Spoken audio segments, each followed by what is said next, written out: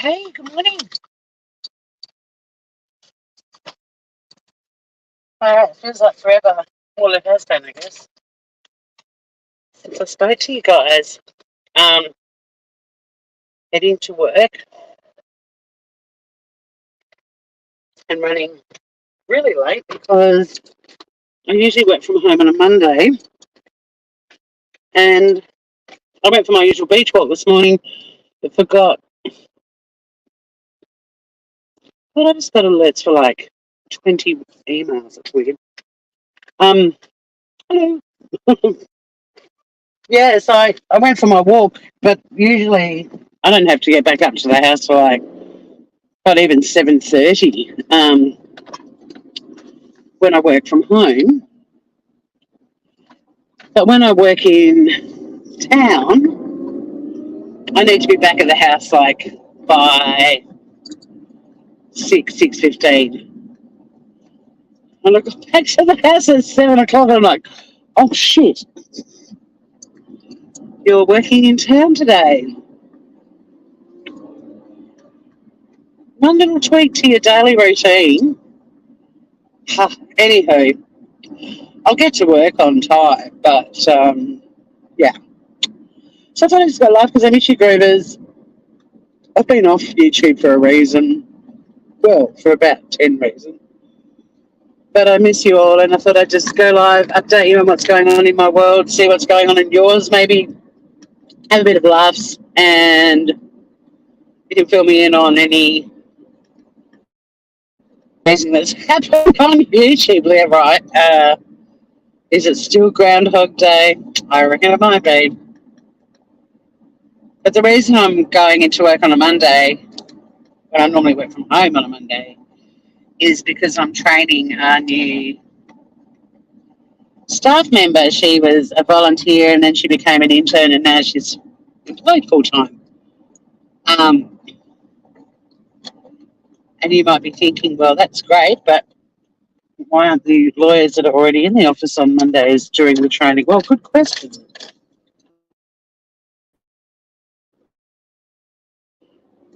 Hey, Blissful.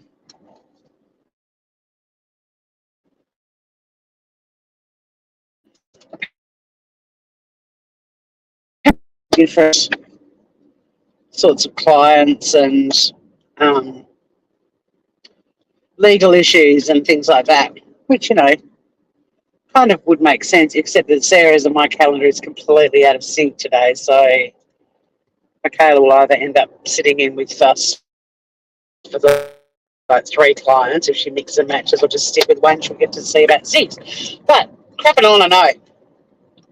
But the other reason is probably a little bit of a pound of flesh situation because I resigned. I finished on the 19th of December. So I've literally got 5 days left working there. I finish on Tuesday the 19th. I'm in the office today and tomorrow. I'm working from home on Friday. Back in the office Monday, Tuesday, and then see you later. What am I going to? I hear you not ask me. That's a really good question too. I don't know. All I know is I need a little bit of time off to recover from a pretty intense year, and most of us have had one. An intense job. Yeah, so I'll work out what I want to be when I grow up in the new year. People say, oh, you should always have a job to go to. Well, that's probably good advice when you've got people that rely on you to feed them and stuff like that. For me, not having something to go to is just opening up this wide world of opportunities, and I'm excited about that. And I've got quite a few ideas in what I'm going to be doing. But first and foremost, I just want to have a break from being in a stressful job. Again, like, I mean, the reality is most community lawyers, public defenders, unless you're like, well, public defenders not so much, but community lawyers, there usually is a bit of a use by date because it's very high pressure, especially the area that we work in. We've got a lot of people with psychological injuries and, pardon me, although it's an absolute pleasure to help them, we're also not, it's, so we have to somehow process what we get exposed to each day in our job without any training, without any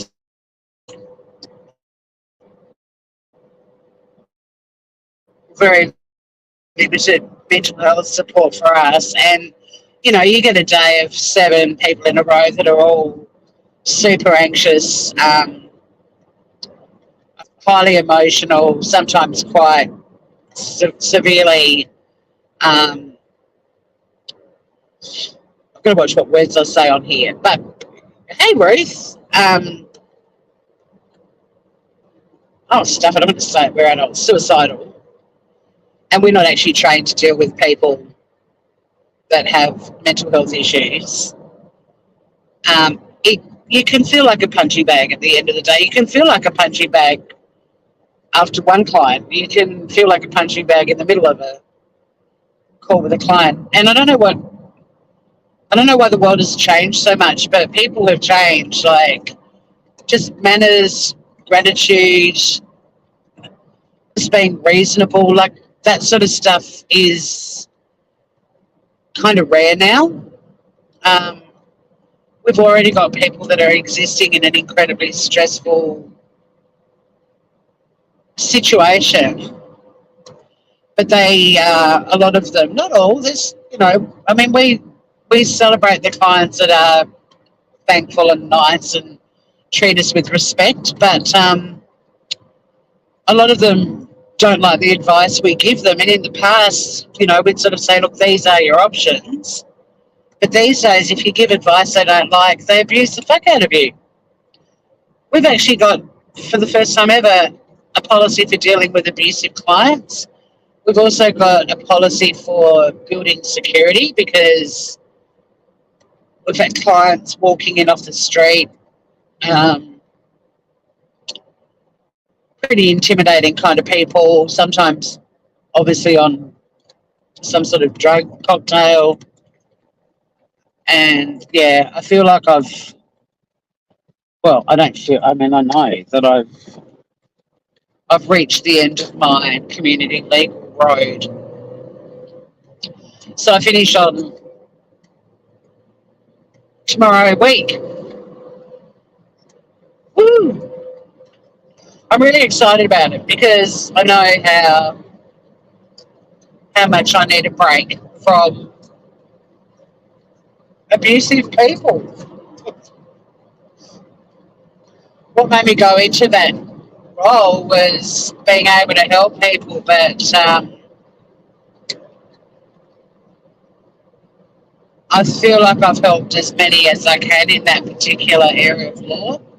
I'm also, it's highly unlikely I'll go back into any sort of legal job. I'm feeling like a total sea change.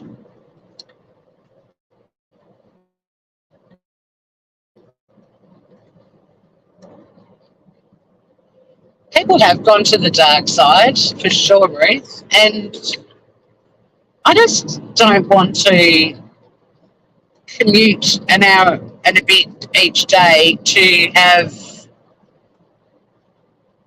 people yelling at me from 8:30 till 5 p.m. Like the joy I used to get from this job is long gone.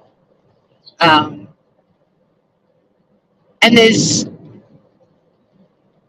I honestly do think there are more clients that are good than bad, but the bad ones are like insanely bad. There's also, the economy in Australia is like mortgage rates keep going up, grocery prices are through the roof, people are under financial stress, and unfortunately, the nature of law that I work in, sometimes people end up getting a cash settlement. They get injured at work and they end up getting some sort of payout at the end. So we've seen a huge spike in people lodging fraudulent claims. And I mean, we don't know 100%, but we've had insurers giving us feedback that that's happening. People just trying to get money wherever they can. And there's also clients who have been around before I even started at the service. While I've been at the service, I've had 3 claims between them, and they've called and booked another appointment for this week with some other bullshit claim. And they're actually people that the insurer said, we actually think they're defrauding the system. Hey, him animal. And these people ring up and you see them in your calendar, and we already know they're scamming the system, and we've still got to talk to them. And stuff like that irritates me too, when there are other people with genuine claims, genuine employment law issues, who legitimately need our help. And we've got a pretty long waiting list at the moment because we're a teeny tiny service with pretty limited funding. And it makes me so angry that, Tory version of angry, it irritates me that people with legitimate claims often don't get to speak to us when our advice would have really helped them, because there's all these other thieves clogging up our phone line and the system and our calendar, and pretending that, they're all... I don't really know how the workers' comp process goes, but I think I might have a claim. It's like, we've already spoken to you 6 times. Like, we've got 6 different files on you. Like, do you think we don't keep records of who we speak to? But yeah, one of them's in Sarah's calendar tomorrow, and he was acting like he had absolutely no idea how the workers' comp process works, even though he only had a claim denied 6 months ago. And we were the ones that he was speaking to. Look at that beautiful scenery. And it's people like that too that just put you off. Like, I don't want to help people who are repeatedly trying to rip off the system. I just don't. And I'm overcooked. It's time to go. Realistically, it was time to go, I don't know, probably a year ago. I mean, I started looking for jobs in May. I went to quite a few different job interviews, and then I decided, and they were all legal jobs, and then I decided I don't really want to do law anymore.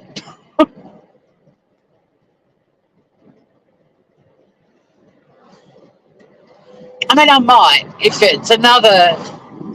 There's a couple of social justice issue areas of law that have community legal centres that I'd consider, but maybe not in a legal capacity, or if I do work there in a legal capacity, it'd still be part-time, and it would still be doing that knowing there'd probably be like a 3-year time limit max on me working in that area, which doesn't bother me, the thought of that.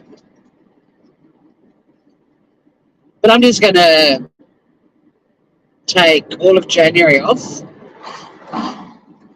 I'm in the fortunate position of having a bit of a buffer in my bank, thanks to the insurance claim, to tide me over, just to let my body have a chance to reinvigorate itself, and my brain, because this job has been so emotionally stressful as well. Mentally, like, again, we're not trained to know how to process the amount of, well, in many instances, abuse that we're going to get. And it's really hard because I know that these people, some of them have got legitimate psych injuries. But what other job do people have except for the drama creators of the YouTube world, where you just have people screaming at you all day? People well, not with YouTube, but in my job, people that we're trying to help, and like hysterical, crying, screaming, not listening to our advice. It's really difficult. Some people have got injuries, that mental health injuries, that they're not able to just take a deep breath, have a sip of water and listen to. And I'm so gentle with clients, but I can't handle being screamed at anymore. Like, it's exhausting. It's really hard to take, client after client. Like, some days it can be every single client you get is like that. Yeah, there are scammers and grifters everywhere. And look, at our legal service, they are the minority by a long shot, but there's, a dozen repeat offenders, and just the amount of time they waste, our time,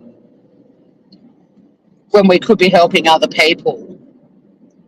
And they're just blatant bullshitters. Like, they act like, well, I haven't spoken to anyone about how workers' comp works. And I'm like, both you and your wife have had multiple workers' comp claims that we have given you advice on. Like, we know who you are. You know who we are. We have given you hours and hours and hours, you and your wife, of free advice on numerous. I mean, she initially had a legitimate claim, and that's where they discovered that, you can get a bit of money on workers' comp if you have an injury, and they just keep faking injuries. And it's frustrating because, like I said, some of our other clients who have legitimate claims and really need our advice and support are in a queue, and people like these scammers are getting, booked in when we could actually be helping someone with a legitimate claim. It's very frustrating. It's frustrating to do your job and give people sound advice and speak to other parties on our clients' behalf and get information, and go back to our clients and give them that information, and then they scream at us because they don't like what we're telling them. Like, we're often the messenger in the job that I do as well, and we get shot repeatedly because our clients don't tell us the full story. We ring up the insurer. I mean, insurers are the bad guys in my job. They were the enemy, don't let them get away with anything. But we've now got clients that don't tell us the full story. We then speak to parties involved in the matter and get the full story, and then we have to go back to our clients and say, you didn't tell us everything, and we can't help you with what you want us to do because you didn't tell us the full story. You bullshitted us. And then they scream at us. I mean, I'd never say to a client, you bullshitted us, but they do. They do. And then we tell them, what the situation's going to be moving forward, and we get abused. It's exhausting. And it's sad too, because any area of law, if you choose to work in a community legal centre, we're not in it for money. Like, my salary is less than what our PA gets. I mean, I am part, but on paper, before you look at the pro rata component, which is pretty tricky in itself, it's pretty hard to, exist on. But yeah, community legal attracts people that have compassion and, who are sensitive and nice. And we just get abused. So my boss was very understanding. She gets it. It's time for, a new year, fresh start. God knows what I'll end up doing. This channel is going to be my main focus in the new year. I still get a lot of pleasure out of creating content for YouTube. And I love hanging out with you groovers. Even though you've all left. And I'm now talking to myself on a lonely highway.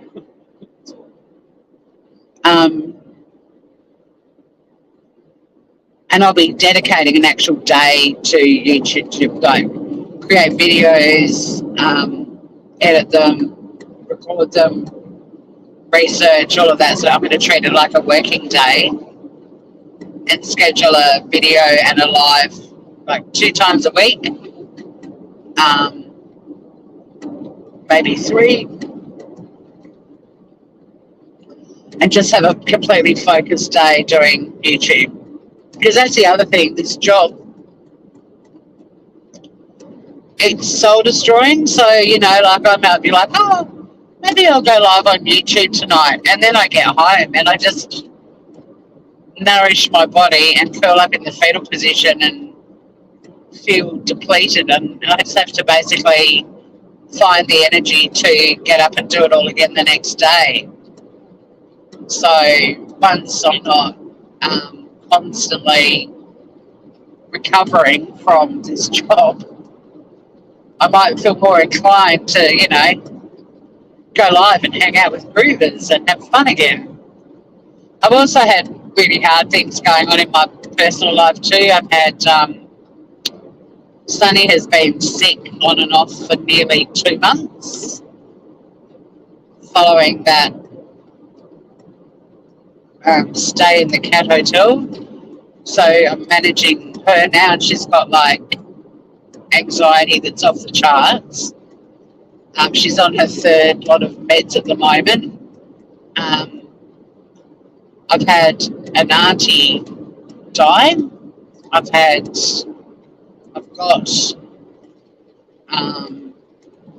3 very close friends all battling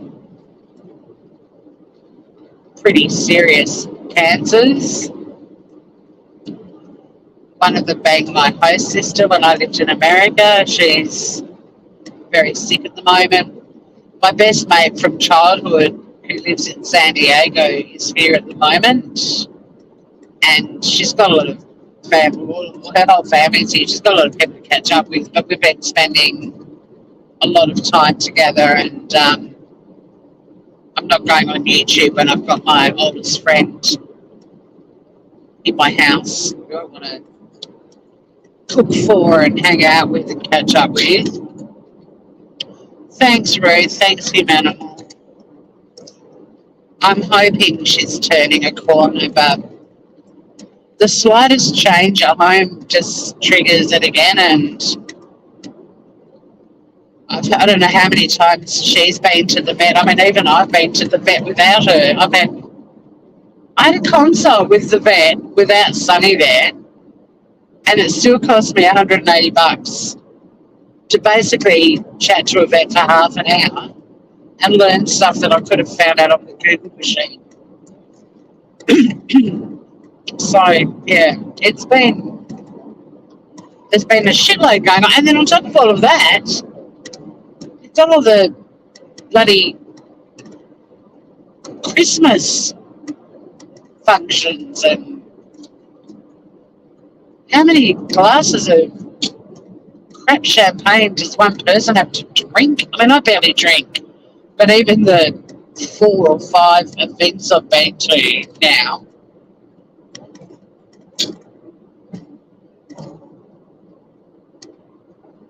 Why does everyone have to have a Christmas function? And why does everyone remotely related to that organisation have to attend them all?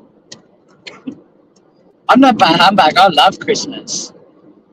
I love the family getting together and having an amazing banquet, beautiful wines. We're not into the giving everybody 1,000 presents. We spoil each other all year round, and our birthdays are huge.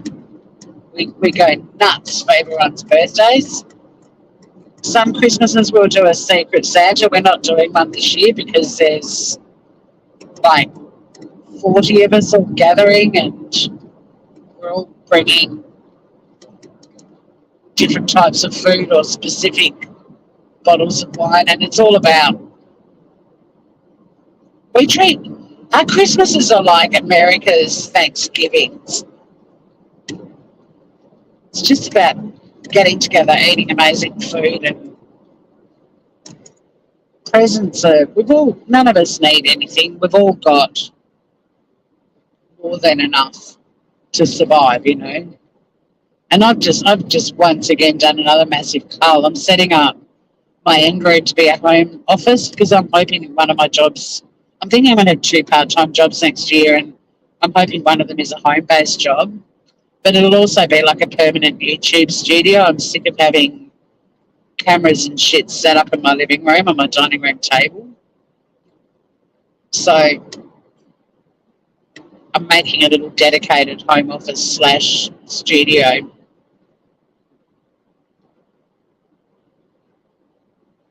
But yeah, you know, I've just done another cult of things that I've now got to rehome. And I find it really fulfilling. I just can't believe that even trying to practice minimalism, shit still just piles up in your house.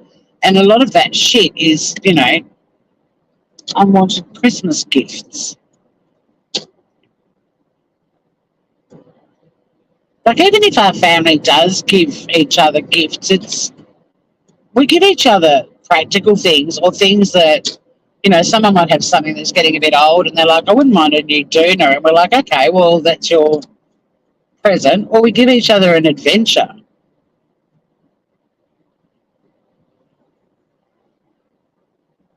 I don't need any more dust collecting things in my home. Thank you. Thank you. What do you guys all do? Are you all still about showering each other with mountains of gifts? Or do you guys do what we do, and it's like, let's put all of our money into a magnificent feast, and let's just enjoy getting together and hanging out? Like, how do you guys treat your Christmases? Because our family hasn't been big on presents for everyone for a long time. And like I said, if we do have a smaller gathering, we'll do a secret Santa. But even the secret Santa, it's like, we make it worthwhile. So the limit's $100 or $50, depending on who it is, which side of the family. So you still get something relatively cool. But also the Secret Santa app that we use has a wish list on it. So everyone puts their wish list, and then they end up getting shit that they want. Oh, Reese. Look, I haven't actually had the privilege of a Christmas day on my own yet, but I'm going to.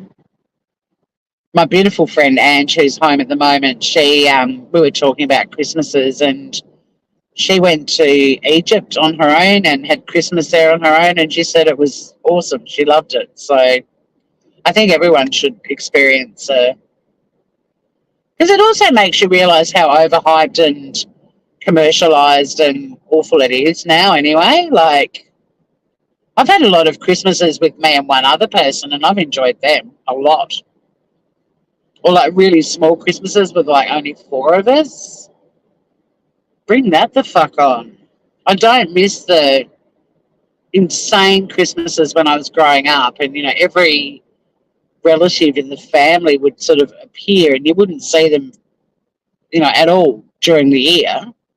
But suddenly you'd have like these old rallies, many of whom were alcoholics and kind of abusive, and usually older women, like Great Aunt Frances, who would just be drunk before she even arrived, and would just sit in her wheelchair and abuse people. I'd be like, wow, she's a peach.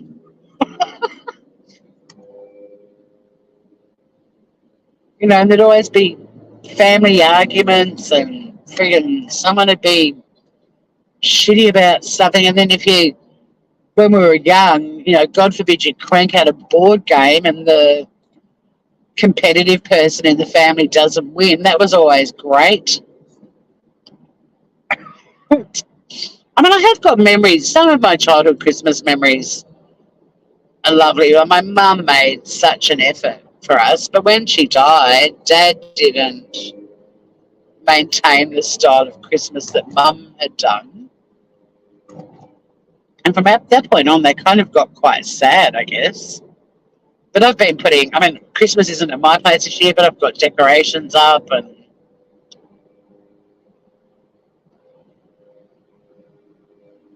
I like the Christmas spirit.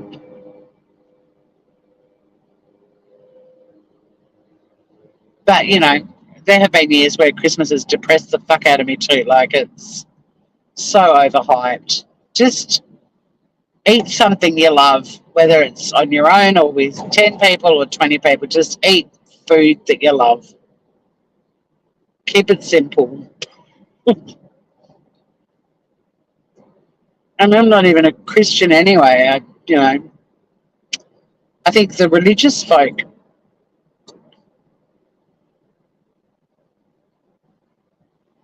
see great significance in the date still, but for our family, it's really just an excuse to all get together and eat a lot of yummy shit. Plus, we've got 2 Christmases. Well, I have this year. My brother and sister-in-law are having like a Christmassy kind of day on the 22nd because both of their sons study at universities on the mainland, and they're both going to be home with their girlfriends, and we'll all be together for the first time in quite a few years. And then on Christmas Day, an uncle and auntie, they're putting on Christmas lunch, and they're serious foodies. So it's just going to be this incredible meal and beautiful wines, and probably somewhere between 30 and 40 of us at that. And I'll hang around for about 3 hours, and I'll be like, right, I'm going home to Sunny. I'm going to go for a swim at the beach and hang out with my cat and my sister probably. But yeah,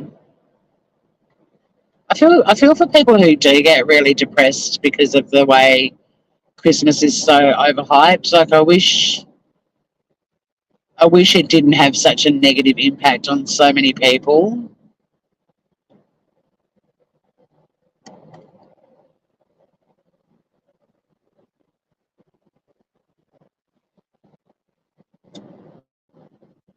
But, Mother's Day impacts me more than Christmas does. Mother's Day is my triggering day of just feeling absolutely appalled at how materialistic human beings are, and Mother's Day is my kryptonite. Oh, wait, is it my kryptonite or my... Anyway, it's my bad thing. You're the auntie that is abusive, like the Great Aunt Frances.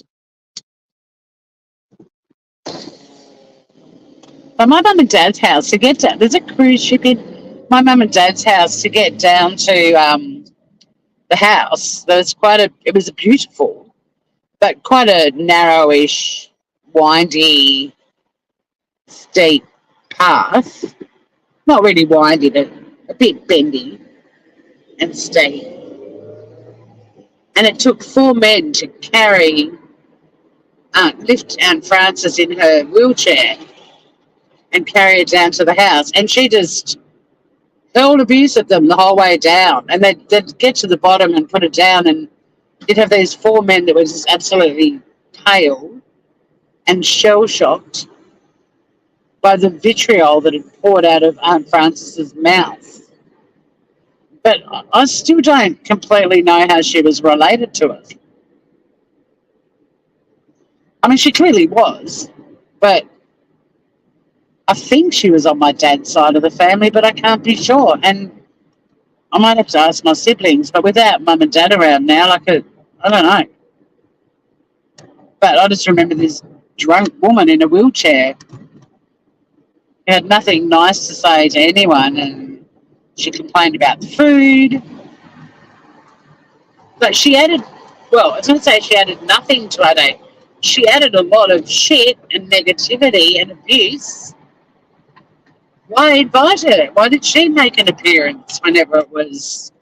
Like, our family alternated Christmas too, so one year it'd be mum's side, one year it'd be dad's. And after a while, sometimes they were combined, but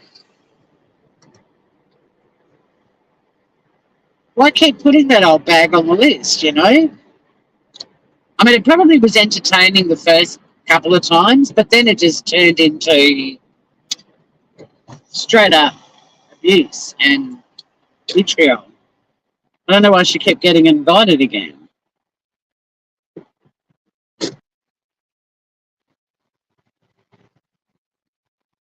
You wish you could see a friend over Christmas? I'll FaceTime you, Ruth. I know it's not quite the same, but I'll FaceTime you.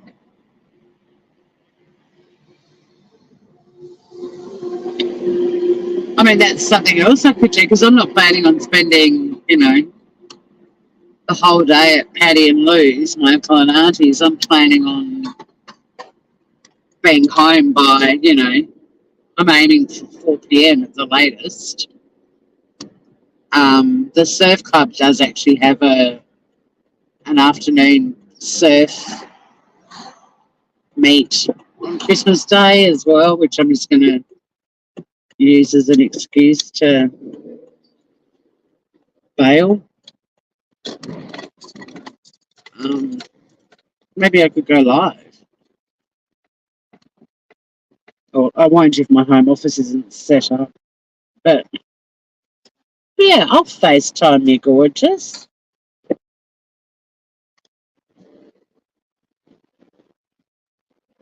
Oh, I'll go and buy some crabbies as well. We can both toast each other with the crabbies. Sensational ginger beer. Let's do that. Love me a crabbies. Am I going to get a park though? Because have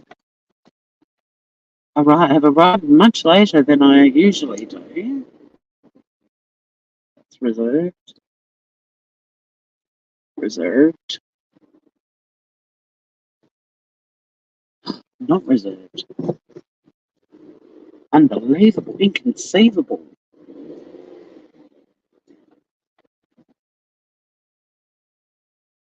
Perfecto. Thank you, parking fairy. There's a new wall for you to analyse, Ruth. But yeah, remind me. I'll put a note in my diary. And yeah, we can have a little FaceTime. You have to Google some, time zone issues and find a time we can have a chat. Yeah, well, you're now on the hunt for your Krabby's ginger beer, circa 1978. But once you've located it,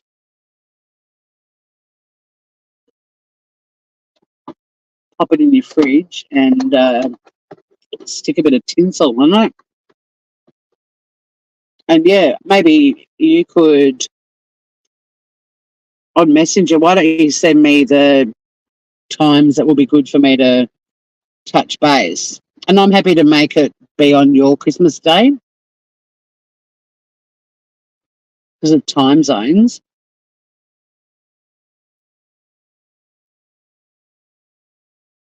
And yeah, we'll put on some Christmas music and get fucking festive for an hour or so. I'm more than happy to do that. I don't want anyone to feel like shit on Christmas Day because we shouldn't. We shouldn't.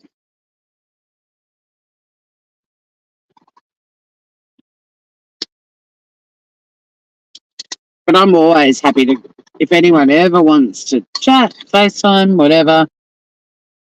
As far as I'm concerned, I have friends all over the world, and YouTube added to that list, obviously from my travels and living in other countries and stuff. Like I have my heart is home at the moment, and she lives in the US.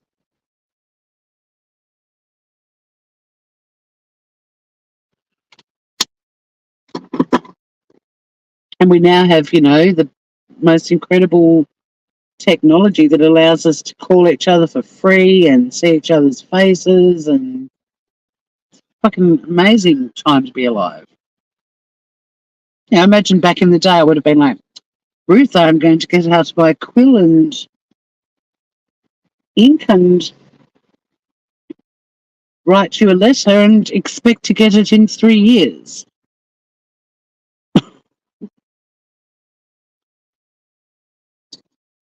And isn't it awful that Christmas has that sort of impact on all of us, because it just is so overhyped, I mean, I remember when I lived in Kansas City going to our local mall. I mean, I already knew the shop was there because I'd been there for a long time and I'd been to the mall previously many, many times. But they had an all-year-round Christmas shop. And, I mean, I loved having my first ever white Christmas in KCMO, but it wasn't any sort of significant. It wasn't actually Christmas or even getting close to Christmas. And I was in the mall and I walked past his shop and it was playing Christmas carols, and I just spontaneously combusted into hysterical sobbing and just fell to the ground. And I was like, we need to talk about this. Like, why is Christmas affecting you like this? And I mean, for me, it actually made me feel homesick, which is what prompted me to tell the story, was Him Animal's comment. But I've since had Christmases, including that year, in other countries, and I actually love that now. Like, I've often thought of jumping on a plane and just doing Christmas somewhere where I don't know a soul and just see what happens.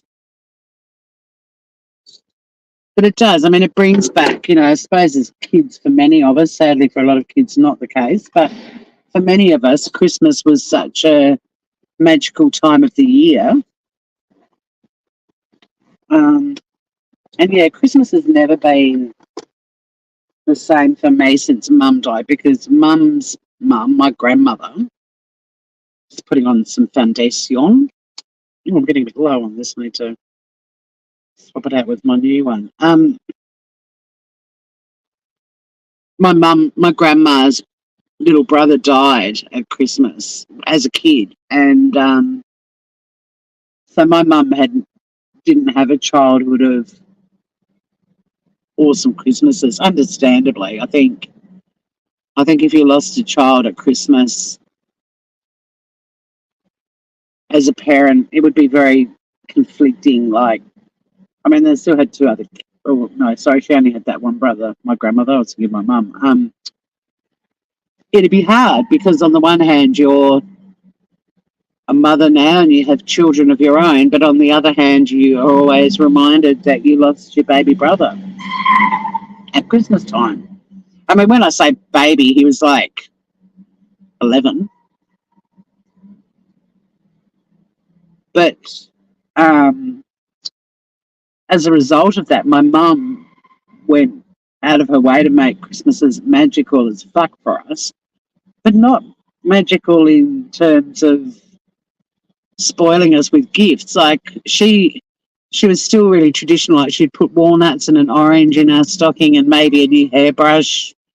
And then we might get like a new, like I remember one Christmas getting, one of the first year of CDs, getting a CD, but we didn't get over the top presents, but it was the decorating and the food and having, a beautiful family gathering. And she just made it super magical. And, putting out the beef for Santa and the carrots for the rain, all of that cool stuff. But in terms of gifts, we didn't get crazy spoilt with Christmas presents. It was our birthdays again, although for me, being a January baby, I often got a present at Christmas and it was like, this is your Christmas and birthday present. And I'd be like, no, that's really mean. I didn't want to be born in January. I mean, I'm glad I was. I love having a summer birthday. But why did my brother insist to get, a birthday present and a Christmas present? Why is mine a combo? That was the only thing about Christmas that at times I found insanely disappointing.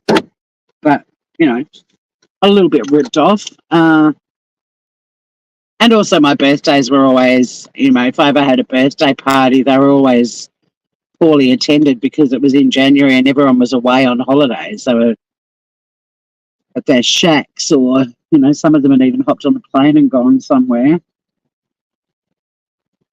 So I didn't even get to have a big gathering of friends to make up for the lack of a present.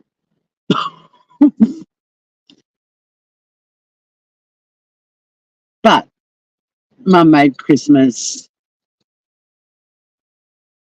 really magical.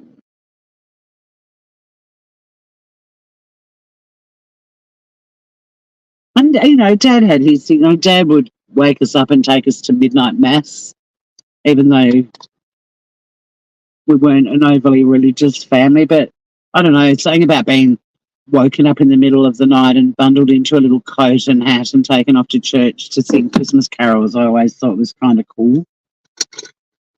Let me just finish putting my powder on and I'll look at chat again. But yeah, that all year round Christmas shop in Kansas City, in all the places I've travelled, all the countries I've been to, that is, on that particular day, is the most homesick I've ever felt. Just hearing carols at, I don't know, it's in April, for example. It punched me in my feels. Knocked me to the ground.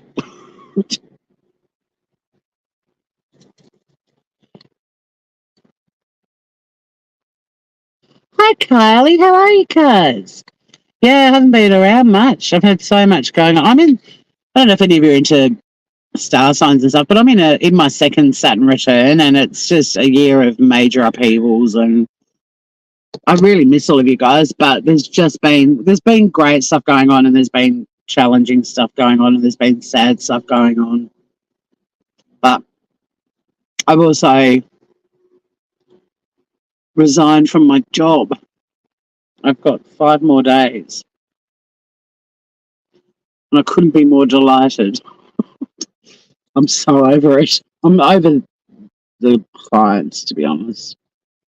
It can be very triggering, yes. And people's expectations, having to ensure they think you're doing something special. And that's why it goes back to my thing about food. Like, even the food, it doesn't have to be, especially the way the economy is and food and stuff. People don't need to go into fucking debt over feeding their family. It can be a really simple meal. It's just getting together and sharing a meal together that's the issue. Everyone doesn't have to do a turkey and ham and all the fucking trimmings and all the different side dishes and sauces and gravies. And I mean, that's one benefit, I think, being in Australia, like having a summer Christmas. You can get away with doing a little cheap and cheery seafood Christmas. But just cooking a meal, like it could be, a big bowl of pasta and a big bowl of salad. It's the fact that you're all together. the number of people that put themselves in serious financial stress because of Christmas too. Like, make your own rules, you know, decide that it's not about covering your table in food, most of which will end up not being eaten, and then you've got to deal with who's taking all the leftovers, and just make something really basic and just be together. Do sausages on the barbie, you know, like with some bread. It doesn't have to be like, I don't know why people feel they've got to do these gigantic banquets, or everybody brings a plate, like no presents, just bring a plate. Do a bit of a potluck dinner, and whatever rocks up, just make it work, you know? Like, we used to get clothes too, you know, the undies and maybe a new little jumper or something like that. Yeah, I used to love Midnight Mass. When I was really small, when I got a bit older and renounced Catholicism, I wasn't a fan. But when I was a little kid, it was such a treat to be woken up in the middle of the night and taken out of the house, you know? Yeah, the carols. I know we used to always, and I still do to this day, that was one thing with Mum, again, making it magical. Like, we would always, on Christmas Eve, we'd watch the Christmas carols, and Mum would be, you know, finishing up in the kitchen, cooking whatever food she was preparing the night before, and, you know, we'd all disappear and wrap up our little presents that we'd got from Mum and Dad and each other. And Sunny's actually listening to a YouTube channel today while I'm at work, which is she's listening to a lot of YouTube channels with music for cats and dogs with anxiety, but she's got a Christmas themed one on today.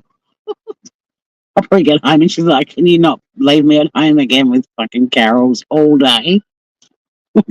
They're not singing them, they're just instrumentals. Well, Carly, that's the thing. I don't know what I'm going to do. I mean, I've got ideas of what I'd like to do. I definitely want to look into dementia care for people that are still at home. I want to be able to free up some time for families by caring for their relative, so that when they get to, you know, when they get to visit as family, and they're not having to do all the caring. Like, my dad made my sister and I give up our jobs to nurse Mum, and I hate to say it, but I will always resent him for making us do that, because we just didn't get a lot of mother-daughter time with Mum. So if I can free up even an hour a day, or a couple of hours a day, or 3 hours a day, whatever I end up doing, to let family members just spend time being family members with their mum or dad or sibling or whoever it might be, I know I'm going to find that really rewarding. And my dad had early onset dementia when he died. Not early onset. He was in the early stages of dementia when he died. So I've spent a lot of time around dementia patients, and I really enjoy chatting with them and helping them. And so that could be, well, the goal is that will be one of my part-time jobs, and then the other one, hopefully, sort of still community focused, but even if it's a 2-day a week work from home, doing something on my computer or what, that's the other, you know, just something more home-based. And then I'll have a dedicated YouTube day of making videos, and I'll have a couple of lives programmed in, and the rest of the time I'll just spend with my beautiful friends and family. And I have 3 friends who are terminally ill at the moment. One is in America, the other 2 are here, helping them out.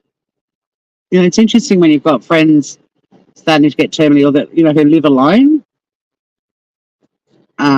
may not have ever got married or had kids, and so like, we were all sort of rallying and putting rosters together to help out with cooking and cleaning and just hanging out with them and taking them out and about and doing shit with them, and I'm really enjoying that. And I love my generation's attitude to death and dying and illnesses. Like, everyone's just so open and frank, and, like, we're all just intent on whatever time they've got left, just giving them as many good moments as we can. There's not this sort of tiptoeing around, and like, everyone's really brutally honest about what they're going through, but we can also just focus on, you're still alive. Yeah, it sucks you got cancer, but let's what can we do to make you have a laugh today? Or, is there somewhere that you really want to go that you haven't been yet? Or is there food? The food pit thing is the saddest for me because I love feeding people. But most of the time they just don't have appetites, like the chemo or the radio is making them really, the rage is making them really, nauseous, and they don't want food. But even just like making food for one of my friends who has got kids, so she doesn't have to worry about cooking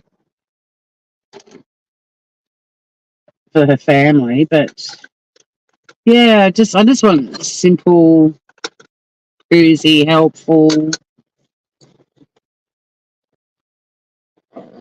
That's the sort of area I'm not looking at a massive income. I'm not even really interested in law again. I just want to do my bit to make somebody else's day a little bit better, if I can. That's really all that's the only prerequisite for whatever I do, is that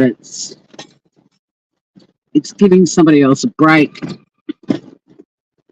It's helping people actually get quality time with their friends and family. Like,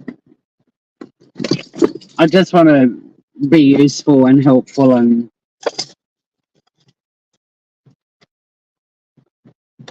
put a bit of sunshine in someone else's day. Hey, Dee, how are you? Good to see you.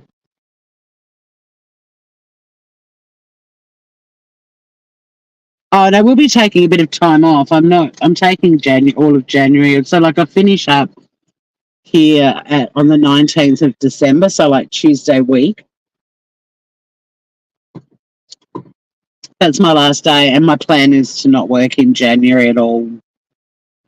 I mean, if I find the right thing and I can kick off in January, I will. But I know for the caring, like the dementia care stuff, I know I've got to do some study as well. So, yeah, I'm just I need a month just to let my body and brain recover.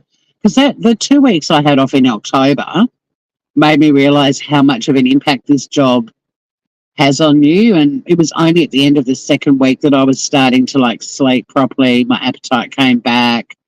I wasn't feeling nauseous all the time or on edge all the time. Like, it really does fuck with you because you're being yelled at all day. No, not by my boss, by the way, by our clients. And it's intense and full on.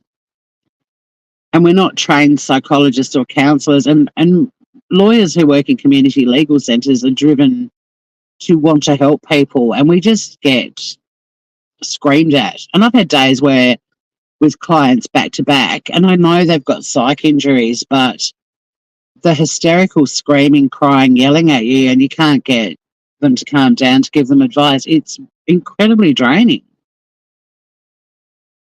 And it's frustrating because I can't actually do my job. I basically just sit in a room with somebody who's incapable of calming down and listening to advice. It's awful for everyone.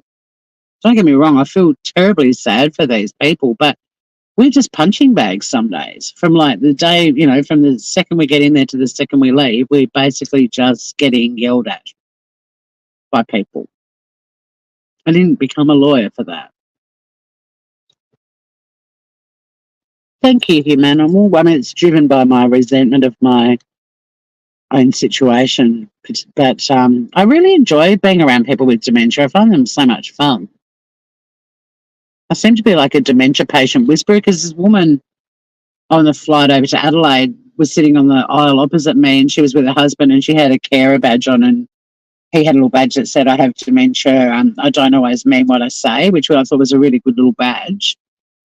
And then there was a backpacker on the other side of him, and she spoke to both of us and just said, "Look, I just want you to know it's my husband. He has dementia, and the form that he's got, he can lash out verbally and say some pretty inappropriate things. But the backpacker and I both, we got this charming, flirty, lovely, funny guy. And I chatted a lot to his wife, and she said, "You two are dementia whisperers because he's never like this. Like, his MO every day is just abuse the fuck out of everyone. Like, it's very rare for him to have moments of joy." Like, she managed to get him to like focus on doing puzzles and things on the flight.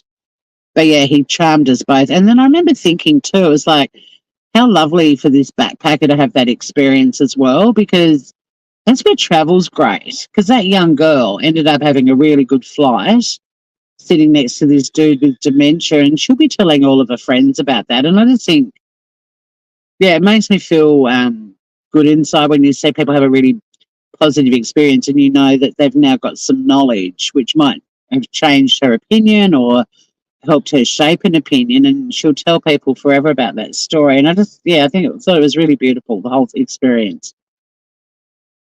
So yeah, I can see myself being very happy helping out. And I know that they're going to lash out sometimes and be violent and all the rest of it. I can handle that. Like, do 3 years as a community lawyer, you can fucking handle anything.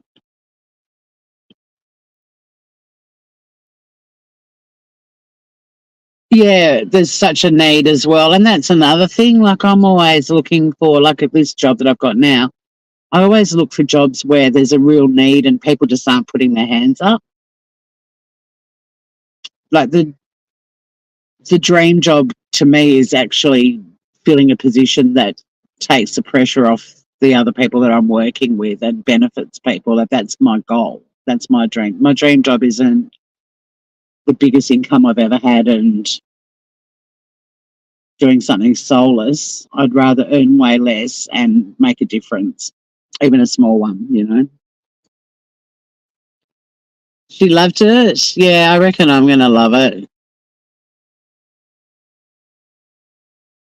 Have some fun before it's too late. It's so good to see you too, Nadine.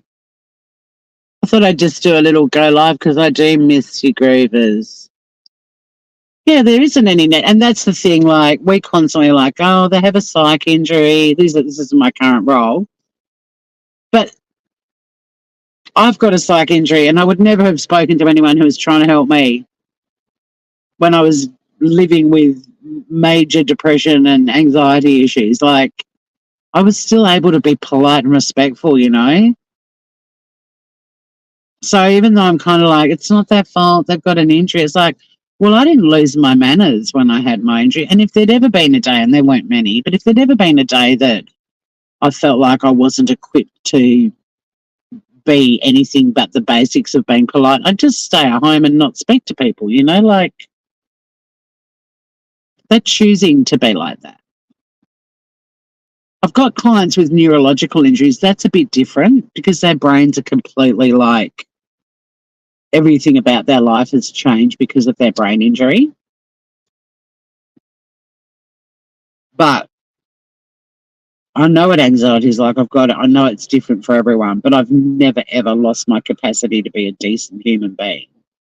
I mean, I've gone live when I've been having panic attacks and I can still be polite, you know. Have any of you guys watched the Robbie Williams thing on Netflix? Because you should. It's not as... It doesn't have as big an impact as Beckham, which I fucking loved so much.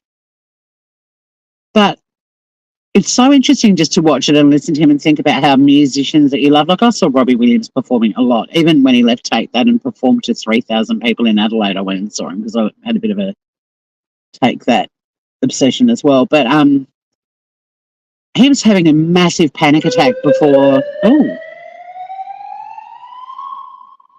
Someone's got a bloody fire drill. I need to go into the office in a minute, but everyone's been running late because it's the end of the year. Everyone's rocking up super late now, so I might just be that person today too. But yeah, he was having a huge panic attack before he went on stage at Leeds in front of like 80,000 people, and he was like, I can't do it. And they're like, if you don't do it, your career's over. And you see footage of this concert, and you can see that he is absolutely fucking terrified for the whole show. And then he had to do the same thing again the next night, and he had another panic attack and had to do it again.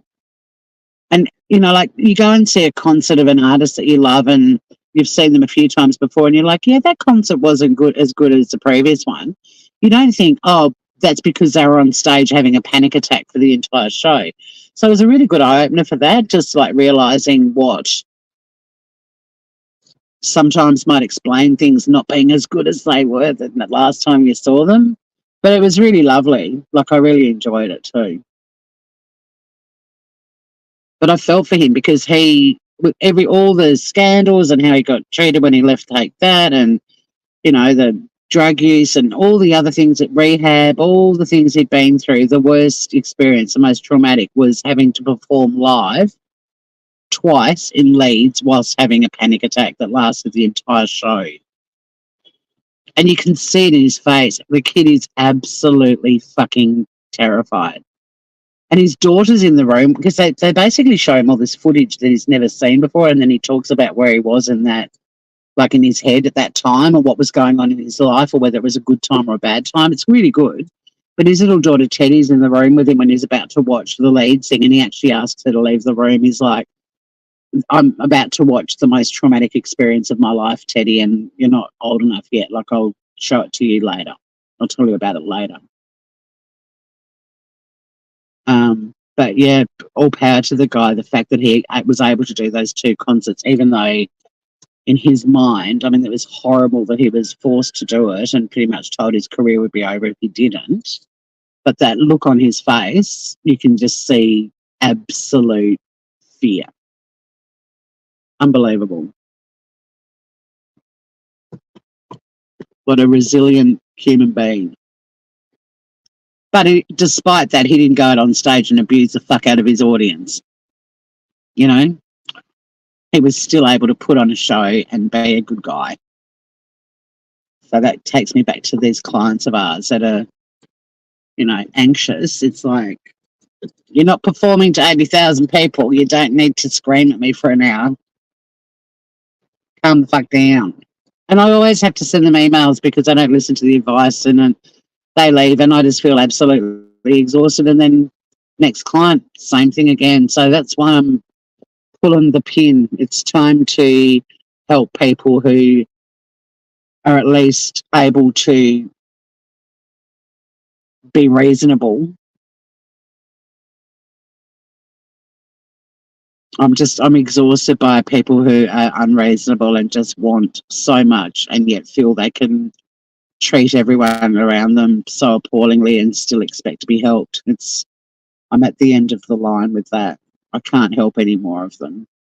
There'll be new people working where I work in the new year, and they will get into it and enjoy it because it is a really fulfilling role. We do great stuff. It's a really supportive team, but I just don't think you can do community legal forever. It's like a 2-3 year thing, and then it's time to move on.